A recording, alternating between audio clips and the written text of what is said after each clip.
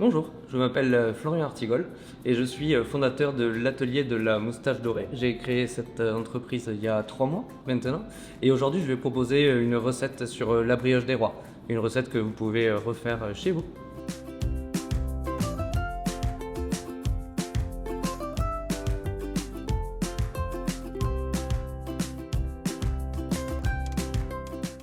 En premier, on va commencer par la farine.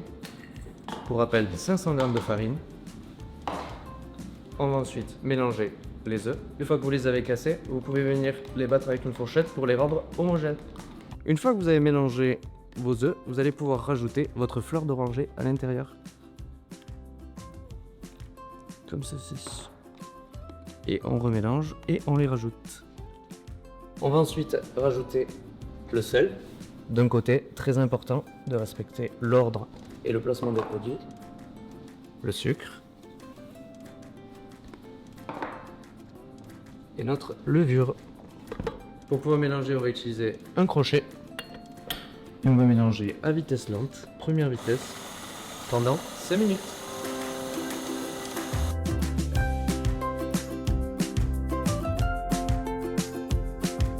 Et on va venir rajouter la crème pour hydrater.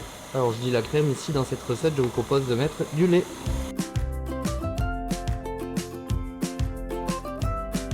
Je disais, il y a quelque chose d'intéressant qui se passe ici. On peut apercevoir que l'ensemble des ingrédients sont mélangés. Du coup, ce qu'on peut faire, c'est bien vérifier qu'autour de la cuve, ça soit également mélangé. Ici, on peut apercevoir sur les bords de la cuve qu'il reste encore quelques ingrédients. Donc, en premier, on arrête le robot. Et on va venir ici, corner le tour de la cuve pour pas perdre d'ingrédients et homogénéiser la pâte. On peut remettre à tourner et venir pétrir notre pâte pendant une quinzaine de minutes.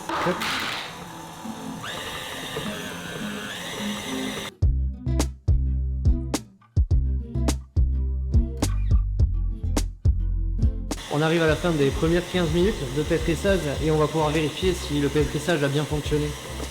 Donc en premier, on éteint le robot et on va venir vérifier si on a notre voile. Et ici on peut apercevoir qu'on n'a pas encore le voile. C'est pas encore pétri. Du coup ce qui va se passer, c'est qu'on va lui rajouter 5 minutes. Une fois le pétrissage terminé, on va effectuer le test du voile et le test de la toile d'araignée. Et on peut regarder ici, en étirant la pâte, qu'elle reste bien collée, transparente, et on va pouvoir passer à l'étape suivante qui va être d'incorporer de l'air avec des levures.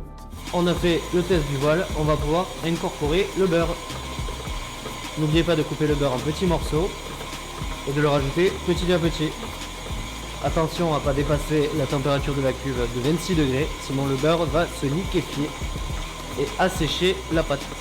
On a vérifié notre voile, on a incorporé notre beurre, on va pouvoir récupérer la pâte et la laisser reposer 1 heure à température ambiante afin de pouvoir la laisser pousser et développer des arômes. On peut voir 1 heure après que notre pâte a bien gonflé. On va pouvoir la récupérer, la dégazer et passer à l'étape suivante. Je viens récupérer ma pâte, chasser l'œuf, bien chasser l'œuf, lui faire un rabat, 2 rabats, 3 rabats et 4 rabats. C'est ce qui va nous donner énormément de force à la pâte pour pouvoir pousser correctement par la suite. Hop, on la retourne, on va la couvrir et la faire dormir une nuit entière.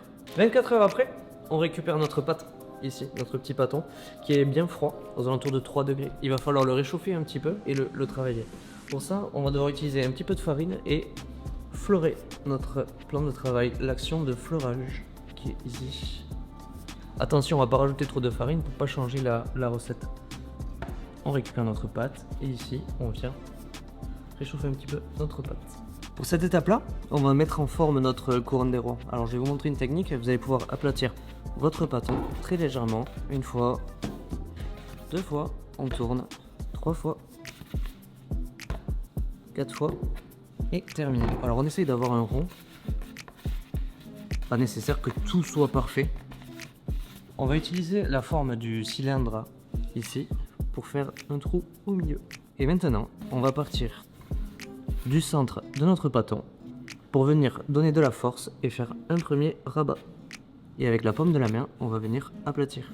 Cette action-là permet deux choses, donner de la force de la pâte, mais également d'incorporer de l'air pour nos petites levures. Et maintenant, on va pouvoir laisser pousser notre brioche pendant 1 heure. 1 heure à 26 degrés exactement. Nous sommes après une demi-heure de gonflement, si on peut dire ça comme ça, de pouce exactement en termes techniques.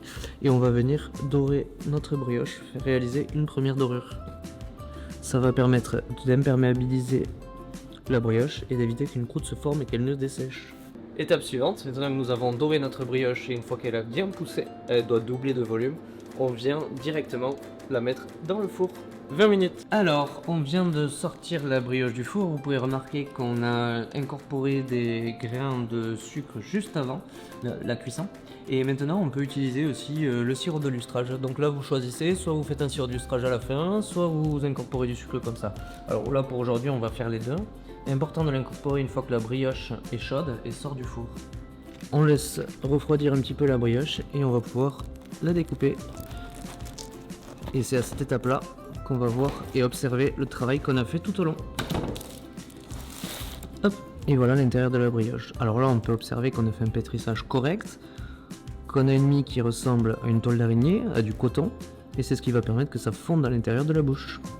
Vous pouvez retrouver mes pâtisseries sur mon site internet et ensuite venir les récupérer directement en click and collect sur le Bercail à Bayonne.